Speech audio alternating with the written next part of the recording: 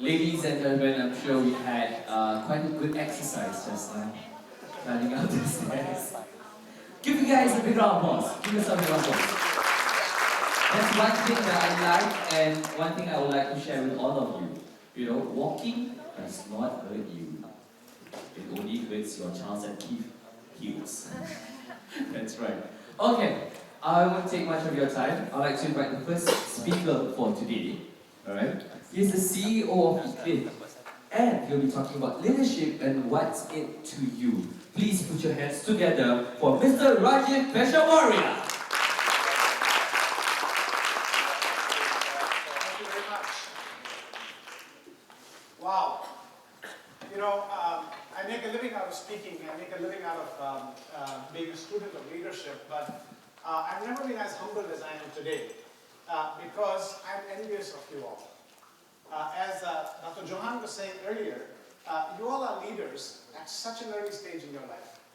And clearly, like he said about himself, when I was your age, I was absolutely not a leader. I would not have woken up on Saturday morning, gotten out of bed to come to something like this and to do all the wonderful things that you're doing. So I don't know what I can teach you about leadership. The first confession I will make is that I cannot teach you anything about leadership.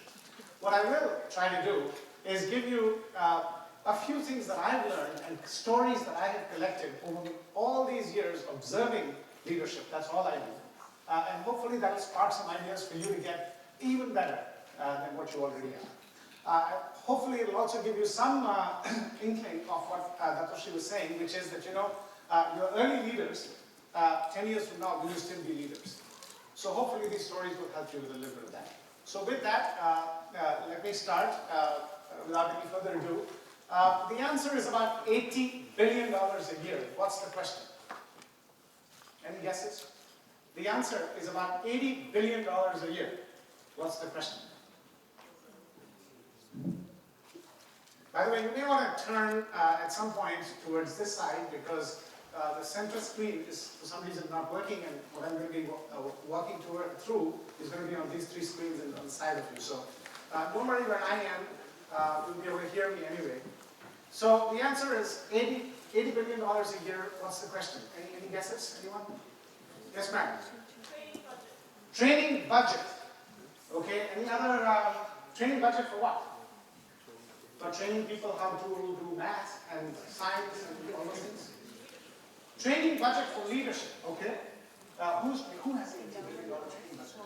I want to go to that company. Worldwide. Absolutely right. Give her a round of applause. That's the amount of money that is spent every year on leadership development. That's the amount of money that is spent every year around the world in trying to teach people something that cannot be taught. Yeah? Another one. The answer is 6.5. What's the question? On a scale of 1 to 10, the answer is 6.5. What's the question? And the question is, this is a question posed to CEOs and the entire senior leadership team of big companies when they're together in a room. We ask them, on a scale of 1 to 10, where 10 is at peak potential and 1 is way below potential, how's your organization performing in the marketplace today? And captains of industry themselves admit that they're leaving 35% success at the table by giving me the average answer, 6.5. We've been asking this question for 12 years now. Final one. The answer is 0, 1, or at best 2. What's the question? Number of children. What was that? Children. Number of children that you might have. Anything above 2 is not a good idea? Okay, all right. Well, that's a good answer to a different question. So, let's try again. The answer is 0, 1, or 2. What's the question? The question is, of all the bosses you've had in your career so far, how many would you call a truly great leader? Yeah? We've asked this question for 12 years now on every continent, in over 100 cities, in conferences like this, and we take a poll. And regardless of whether there are 60-year-olds in the room, the average age is 60, or the average age is 25, or anywhere in between, regardless of whether they are students or whether they are students, you don't have too many bosses at this point in your life, but regardless of whether you're early in your career, late in your career, Regardless of industry, regardless of geography, regardless of culture, the answer in every room is somewhere between, the average answer is somewhere between 0 and 2. So the question is, $80 billion a year is spent on this stuff, and yet people report 0, 1, or at best 2 good leaders they work for in their entire lifetime. And unfortunately, that's going to be true for your career as well. You'll be lucky if you work for 1.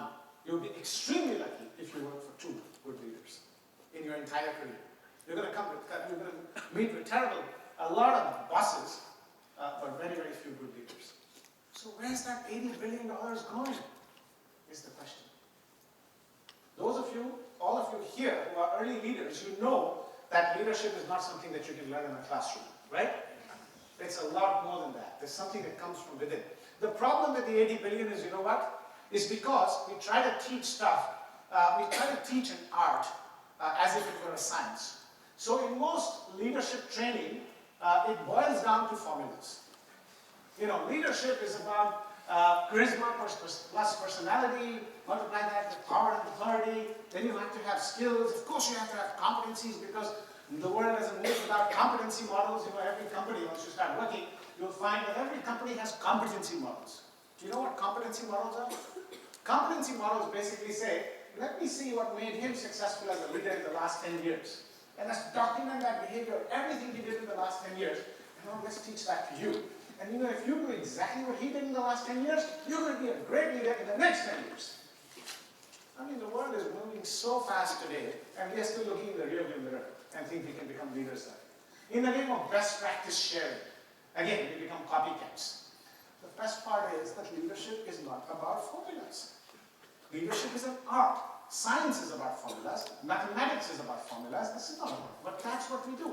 Even something like as internal as emotional intelligence, people have made formulas out of it. Give a consultant a screen or a whiteboard, and within 5 minutes, what does the consultant do? Create a 2x2 grid, and then start dividing life into one of those 4 boxes, and then start teaching you leadership or anything of that sort, right? If only we could learn leadership from 2x2 formulas and things like that. The last, power and authority. My most favorite one, when I ask the question, why are there so few leaders around? And you'll be surprised how many powerful people say this. People in big positions, people with big 3-word titles in front of their name, say, you know what? I know all there is to know about great leadership. I know exactly what great leadership is made up of. I know exactly what to do. But you know what? I'm powerless. Because the people above me, don't let me. I don't have the power. I don't have the authority. You know, my CEO, my senior management just doesn't value this stuff. You want to know what good leadership is? Make me CEO for 1 day. Until then, I'm totally helpless. I don't have the power, I don't have the position, and I don't have the authority. This excuse for leadership, by the way, or the lack of it, is my absolute favorite. Yeah? And I'm going to show you in just 1 minute how untrue that is, and how the fact that, you know, real leadership has absolutely nothing to do with power, position, and authority. How many people believe that? You do.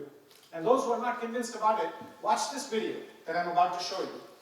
It's a video, a quick clip from an old 1982 multiple Oscar-winning film called Gandhi. Anybody seen the film Gandhi? Some of you have? Okay. Watch Gandhi's funeral. He's about to get shot. And what I want you to do is pay special attention to what the radio reporter is saying about Gandhi's life.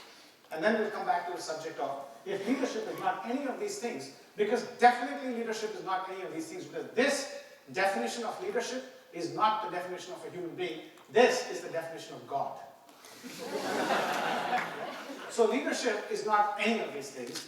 Let's listen to Gandhi. Let's listen to this reporter and what he's talking about Gandhi's life. And I'll come back to, if it's not any of these things, what is it?